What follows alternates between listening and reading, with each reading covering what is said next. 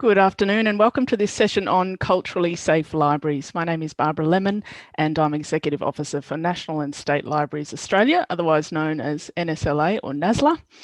I'd like to begin, as others have, by acknowledging Australia's First Nations peoples as the traditional owners and custodians of the 5 very different lands from which we all join you today. In my case, the Wurundjeri people of the Kulin Nation, on whose country I was born and raised and now live and work. Cultural safety in 30 minutes is a very challenging ask, but we're lucky to have 4 extraordinary panel speakers today, all of whom are very dear to me. Before introducing them formally, I want to acknowledge up front my non-Indigeneity in leading this conversation today. I'm an Australian of Scottish Highlander descent with a bit of Irish, English, Manx and Polish Jewish. It's pretty confusing, but I report to the 9 CEOs of NSLA libraries, also a group of non-Indigenous Australians. And I'm very lucky indeed to work with senior Aboriginal and Torres Strait Islander library professionals in this program who are trusting me with the work, and I never take that for granted. So to introductions, Marcus Hughes is Director of Indigenous Engagement at the National Library of Australia and a proud descendant of the Mananjali peoples of the Yugambeh Nation. Patrick Gregory is Senior Director of Library and Archives NT up in Darwin in the top end and one of the 9 in the NSLA CEO group. Lesley is Program Officer Indigenous Services for State Library of Queensland and Project Officer with NSLA as well. She's a descendant of the Bidjirakari tribes and Budagal people of Budu Island in the Torres Strait. And Damien Webb is a Palawa man and manager of the Indigenous Engagement Branch at the State Library of New South Wales. He also represents NSLA on a new OCLC project on description of Indigenous collections, as well as many other roles across the sector. So this being a short session, we're unlikely to be able to take Q&A, but please do put your questions in and we'll do something with those at the end. That's a written article or a blog post through AIATSIS. Before we start with questions, I think for our listeners or watchers today, it might be useful to have a brief bit of context around NSLA's Culturally Safe Libraries program, which is the reason we're here today. There is a link in the chat if you can find that. It's the top of this session. The program launched in 2018 as a joint investment from NSLA to build cultural competency across our 9 libraries. There are several layers to it. It finishes up this year formally. First up, development of national principles for cultural competency. Next is rollout of AIATSIS core cultural learning online training for all staff, plus in-person debrief sessions. Third, delivery of an Indigenous collections workshop in each library by Lesley with local content as well as national content. And fourth, development of a suite of online resources for the GLAM sector based on the AIATSIS Learn protocols. That's the link that you'll find in the chat. On top of this, all libraries taking part were expected to introduce local initiatives as needed, and we've designed an annual audit for the next 5 years to keep us accountable. That's it in a nutshell. And the good news story is that we've got nearly 2,000 staff through training. Our beautiful online resources have been visited over 10,000 times. Several libraries have new Indigenous identified positions, and we're very proud of that work. But what we didn't really account for at the beginning of this program, I think, is that changing the way we work means changing the way we think, and changing the way 2,500 people think is a hugely challenging task on a number of levels. So we're really here today to have a look under the hood with you and give you a bit of a warts and all account of the process, perhaps with the message that making our libraries culturally safe is as challenging as it is essential. So Marcus, if I could start with you as cab off the rank. We hear a lot of different terms in the sector: cultural safety, awareness, capability, competence. And I'm hoping you can untangle this a bit for us. You know, what language do you use and what does it mean to you as a leader? Yeah, thank you, Barb, for such a simple question. And look, thank you for, again, your acknowledgement at the very beginning of this session. For me, I'm relatively new to the library sector, but I've been working in the GLAM sector for many years, and always working, I guess, to drive change, and that whole bit of business around legacy and how we move everyone forward. And I think in the prep kind of yarns we had around this session, especially with Damien and Lesley and Patrick, one of the things that becomes really evident, no matter what the language is that this is a really hard process and it's a really difficult process. And I was initially going to share a photograph of 5 of our old ones. But rather than do that and work with technology that always confuses me, I thought I'd just read the postscript that goes with it. And it is something that brings me great comfort in those periods of discomfort and keeps me driving and moving forward. And the words are, when I wonder whether all of my efforts to stand up for the rights of my people are getting nowhere, I remind myself of our past generations who had no voice at all, but still remained immovable. And I think for me, that really is what keeps me moving forward in these periods of, you know, what's the language, what's the right word, what's the politic. I sit as an old one looking at the next generations, and often my heart breaks for them, because with our cultural obligation to leave legacy, to continue knowing that, you know, we are going to move on, but the work that we do, the way that we look after, and let's say country, impacts significantly on our future generations. And I look back at those old photos and I see the old ones and I see the strength and the beauty that's there. And then I come to conversations about, you know, what is capability, what is competence, what is training. And I guess what I have been lucky to see over the years, you know, sort of growing up as a young kid where Aboriginal and Torres Strait Islander people weren't counted in the census, to a position now where I see beautifully strong young ones like Damien and like Lesley taking the lead. You know, for me, I want to see that notion of capability really does translate into organisational competency, and they're two very, very different things. I might know how to drive a plane, but please don't put me behind that wheel, because I won't know what to do. And I think that's what we're seeing within the sector, is that the literacies are building, but there is danger within that space, that people are becoming more aware of the impacts on our communities. And when I say community, I'm talking about our colleagues working across the sector and in those institutions, and the ones that we are answerable to. We really do see those impacts that need to be managed. And again, to develop those structures that harness the literacy and continue for that to build and grow, so that we can move beyond the damage points that are potentially there. And as we always say, the missionaries were very well intentioned, but the disaster is huge, and we are living through those intergenerational traumas on a day-to-day basis, and things that are entering the language, you know, triggering. You know what I mean? Yeah, so good intentions aren't enough. And I guess the difference between having the structures, maybe the tools and even the policies in place, as you say, but actually the gap between that and understanding.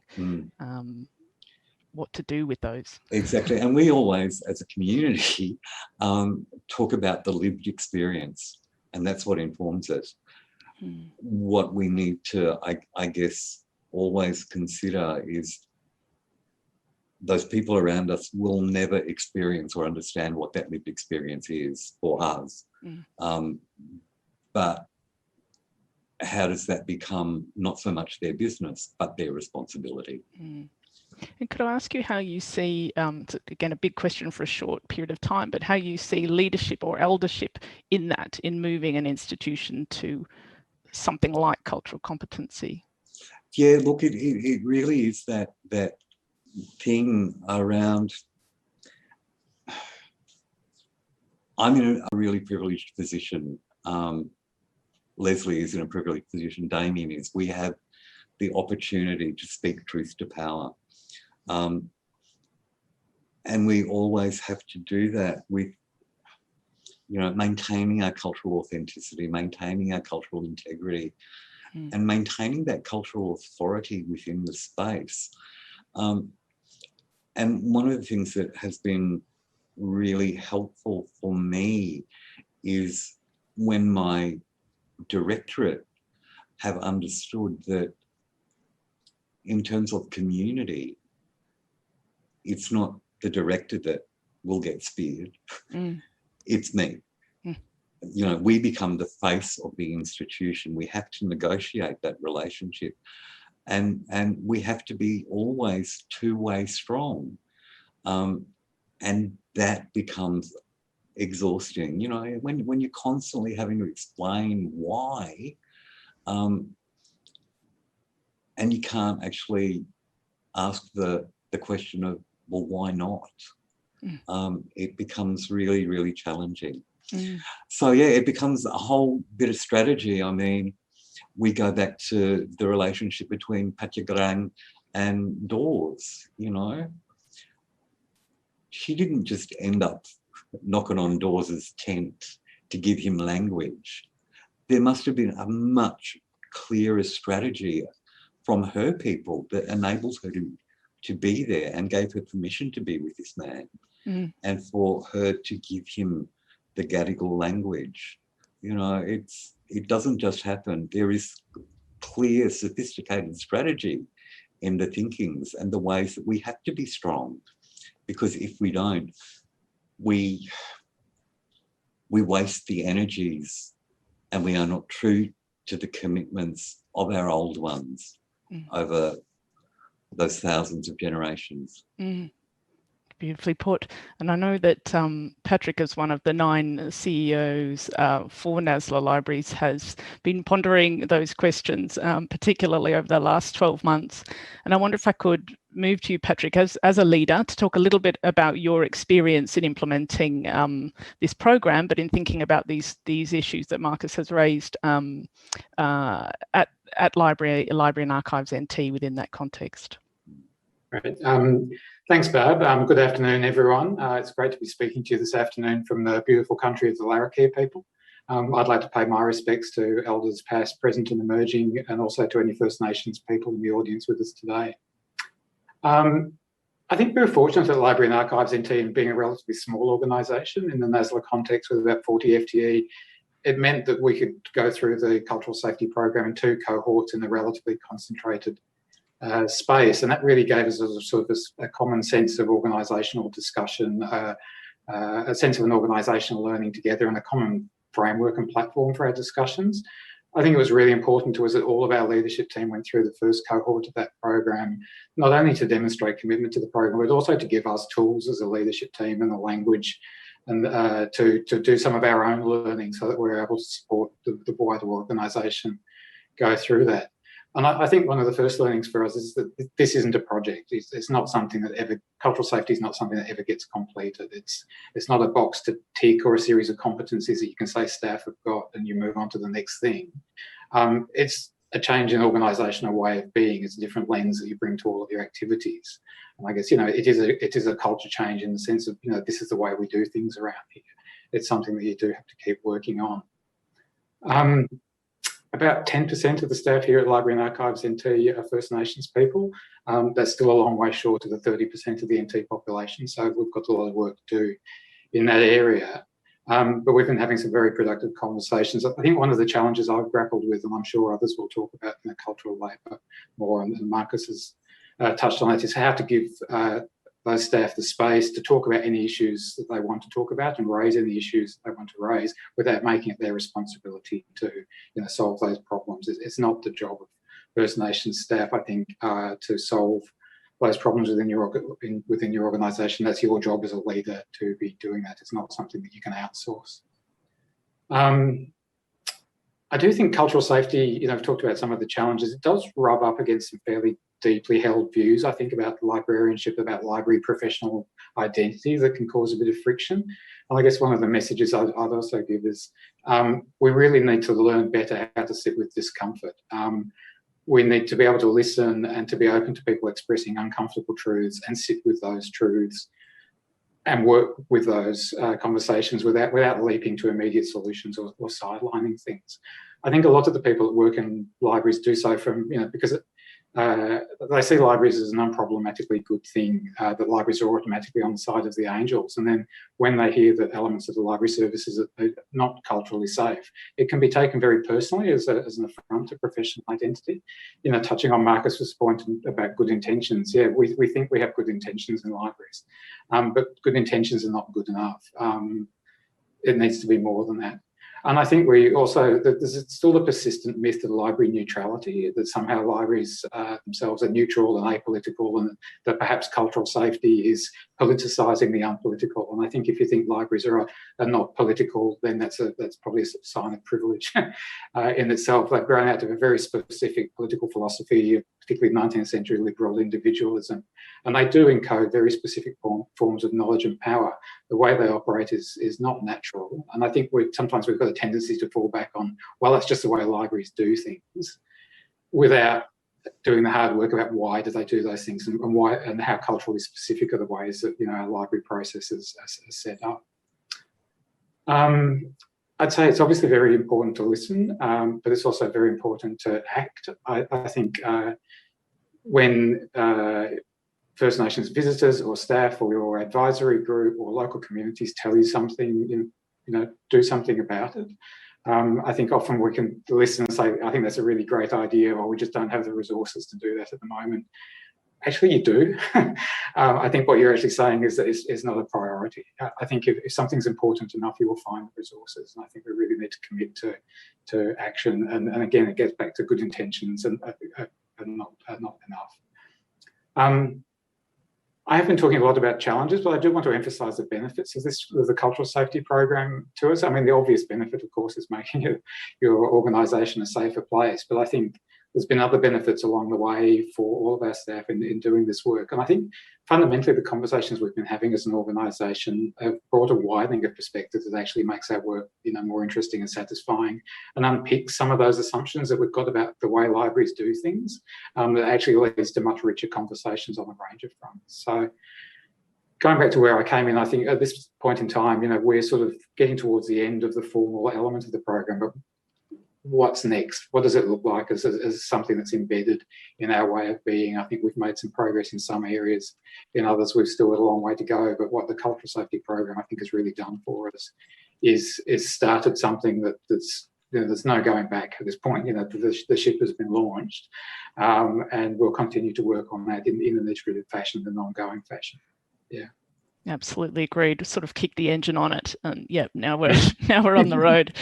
So, Damien, Patrick touched on this concept of discomfort, sitting with discomfort, and that being part of good leadership, particularly in this area, being a necessary part of leadership in this area. And I wonder if you can sort of talk a little bit to what sorts of uncomfortable things may leaders need to be ready for, and what are the hidden human costs of a program like this? Yeah, definitely. Where do we even start? I suppose to start with the irony that's not lost on me that this is an in-depth leadership session on cultural safety where I've got about 5 minutes. So we need to be careful of the language we use, and as everyone's already mentioned, the discomfort that we have been carrying as First Nation staff forever. I suppose libraries and the library sector is very good at creating managers and management structures. I am yet to see very many examples of leadership and leadership structures. And I think we kind of get confused around those two terms. Managers solve problems, they maintain systems, they minimize risk, but what do leaders do? Because that's not necessarily leadership, and it's definitely not for the Aboriginal clients and communities we work with, as a couple of people have already touched on. We will wear those ramifications. Libraries and non-Indigenous leaders talk about legacy, but they're never going to be cornered in the shops and called out over a decision that they weren't even aware that a library had made. And I think for me, it's very, very hard to get to the heart of it, because it is still quite distressing, I suppose. What this project has done is exposed a raw nerve that we've been aware of and trying to speak about for decades. The AIATSIS protocols are 20, nearly 30 years old. And I think our leaders need to consider that the frustrations we hear, and in the feedback doing this project, of the onerous amounts of time, that it's a big ask, to ask staff to spend 10 hours unpacking the word that nobody really says anymore, but racism. We're talking about structural and fundamental racism that has been inherited, that has been perpetrated, and that leadership are petrified to talk about. So in Australia, we tend to talk about reconciliation, and we avoid these quite thorny issues. And for me, leaders will tackle that. We'll look at things like anti-racism training as the next step, that what we've established with this project is a baseline. And I think Marcus talks about it very well, that this is cultural literacy. This will never be a problem that is solved. This will always be an uncomfortable space. The generations that come after me will take issue with some of the language I've used and some of the approaches that I've had.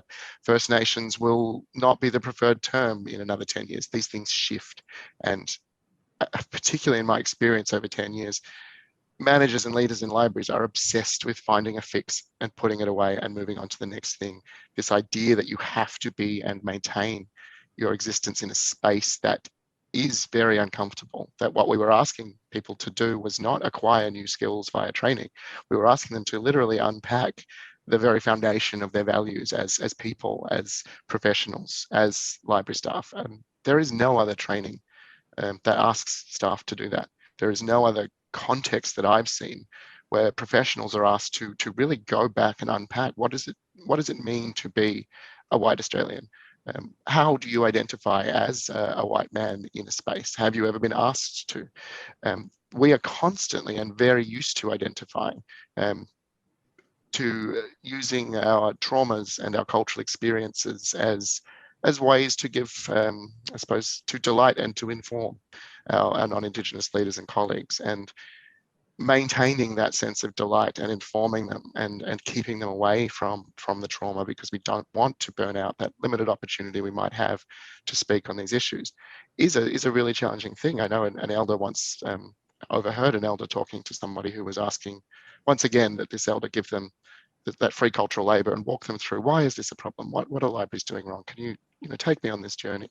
And she said, I'm not your cultural Sherpa. I've shown you the mountain. We've mapped this mountain dozens of times. You know the path through. You've got the resources. I'm not walking up that mountain again. I'm tired and I'm old and I'll wait for you at the bottom.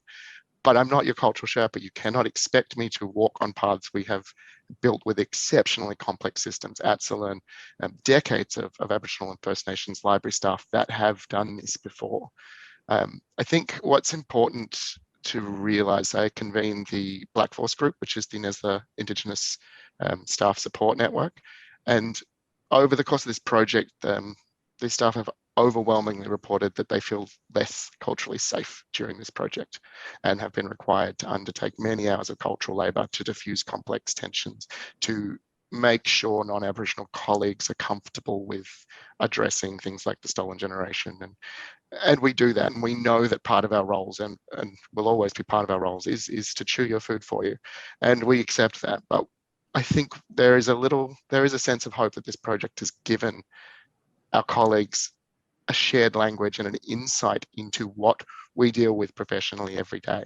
And I would hope that they don't, that they resist the urge to run from that discomfort.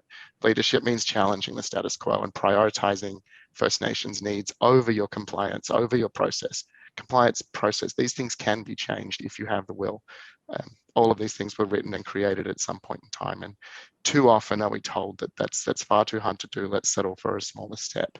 And I think to see leaders nourishing our First Nations staff rather than just relying on us being resilient, because you hear resilience so many times, and it is a really fundamental aspect of our culture and the way that we work. But the reality is that those of us that weren't resilient are all dead. And I don't think that point is made often enough. You cannot expect resilience as an aspect of your First Nations staff. It should not be a requirement of work. You need to be looking to providing nourishment, because if that tank isn't filled up again, you'll burn out. And we obsess over things like attraction and retention of Aboriginal and Torres Strait Islander staff. And we should be looking at why they're leaving, why the average career of an Aboriginal person working in a library is half or a third of what non-Aboriginal people are doing. And it's because of these issues that burnout is there. And I think we need to look at why people aren't seeing us as a safe space to work in, and why when they do come in, they don't last as long. I mean, there's so much there, and I think that burnout and resilience for Aboriginal and Torres Strait Islander staff is something that, well, I know Lesley has been very much confronted with at all sorts of levels, having that unique lens of being involved in the project at a national level and working on the ground, as it were, within State Library of Queensland, being the person I know who is approached by many people across the country, you know, to share those, to share their issues or to share their perspectives. So Lesley, I wondered if you could, you know, follow on there from Damien's comments with some observations from that position of having had the national and the state role within the program. Thank you, Barb. Firstly, I would like to acknowledge the traditional owners on the land where I meet today are the Turrbal and Yagara people, and also pay my respects to elders past, present and future, and also acknowledge the expertise of all the Indigenous staff who are with me today and who are also broadcasting and listening to this event. Yeah, Barb, doing two different roles has been challenging, but you know, in my early conversations with staff across the NSLA libraries as part of my national role, you know, I gauged a genuine willingness and determination from them to work collaboratively with First Nations staff and clients to strengthen cultural competency in their organisations. Some libraries admitted their work in this area had been minimal, but they were open and honest and accepted that there was a long journey ahead of them. But the gap has always been between words and action. A big part of the NSLA program is about reigniting our focus on the AIATSIS Learn protocols. As Damien touched on before, you know, these protocols were developed in 1995. That's 25 years ago.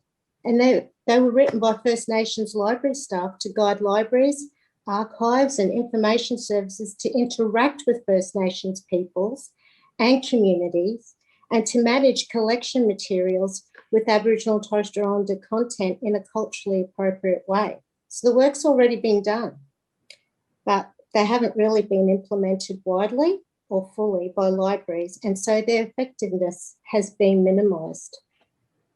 I've observed some common barriers across the 9 libraries as we've rolled out this program. Difficulty in building visibility and staff engagement with the messages of the program, insufficient support from leadership and HR teams in some cases, and misunderstandings about why we're doing this training or having these conversations at all.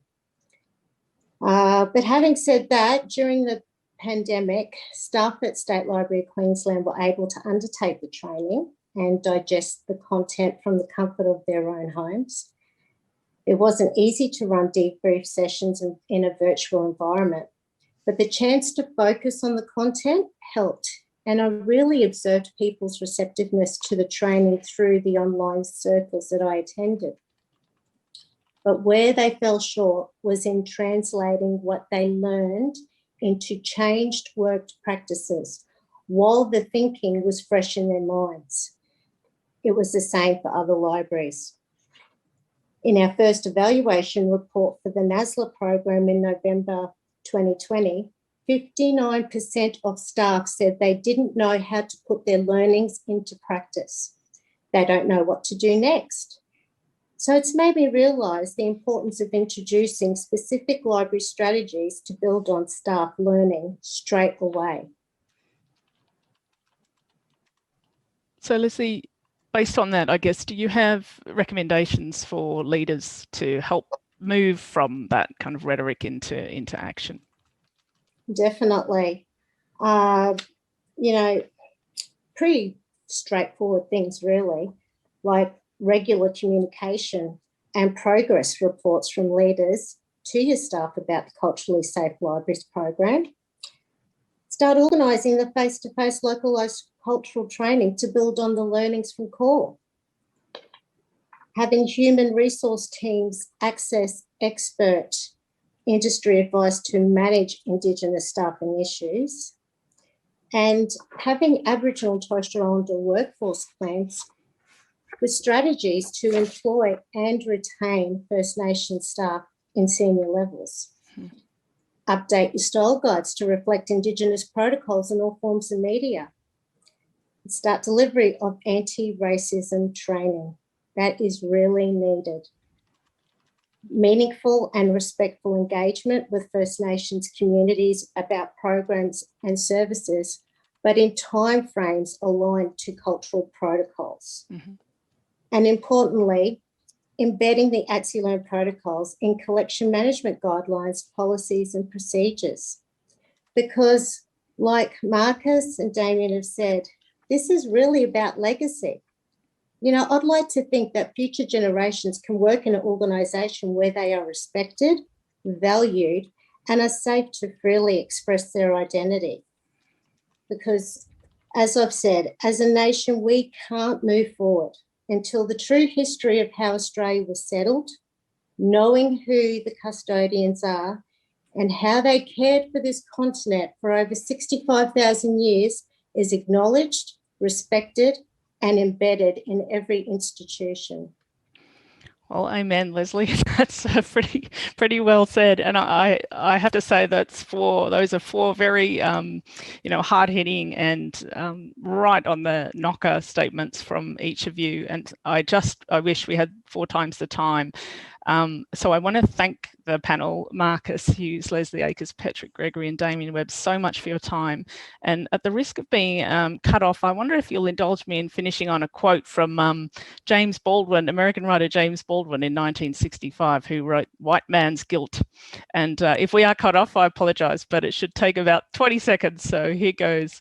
White man, hear me. History, as nearly no one seems to know, is not merely something to be read and does not refer merely or even principally to the past. On the contrary, the great force of history comes from the fact that we carry it within us, are unconsciously controlled by it in many ways, and history is literally present in all that we do. It could scarcely be otherwise, since it is to history that we owe our frames of reference, our identities and our aspirations. And it is with great pain and terror that one begins to realise this. In great pain and terror, one begins to assess the history which has placed one where one is and formed one's point of view.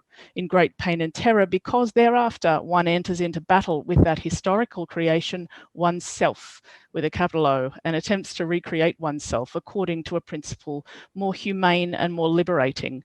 One begins the attempt to achieve a level of personal maturity and freedom which robs history of its tyrannical power and also changes history. So I thought perhaps we could end on that. Happy afternoon all.